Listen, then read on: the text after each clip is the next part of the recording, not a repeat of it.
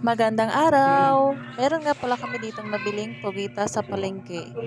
Ayan yung mga ingredients natin. Meron kami dyang gata dahil magluluto tayo ngayon ng adobo sa gata na pugita. Ayan, igingisa na pala niya ang sibuyas, bawang at saka ang luya. Next naman, nilagay niya na ang pugita.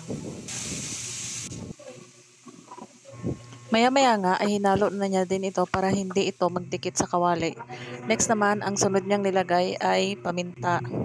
Next naman itong laurel. Yan, para pampabango sa niluluto natin.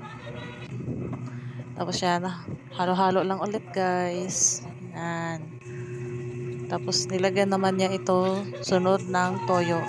Tapos MSG, optional lang naman yan guys pag gusto niyo maglagay. Halo-halo lang ulit ng kaunti. Tapos yan, nilagyan niya na rin ito ng oyster sauce.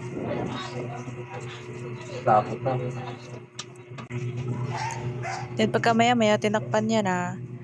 Tapos, yan, nakiwa na siya ng sili. Kayo guys, mahilig din ba kayo sa maanghang? Para sa akin kasi, mas masarap kasi ang niluluto kapag nilalagyan ng sili. Tapos yan, hinalo-halo ulit. Kung nakikita nyo guys, malapit ang matuyo yung sabaw ng adobo. Sa kanya nilagay yung gata. Yan, bali parang yan na yung magpapaluto sa ating meron na yan? pugita. Ayun lang guys, luto na yan. So guys, thank you for watching this video. I hope nag-enjoy kayo at sa susunod naman ng vlog.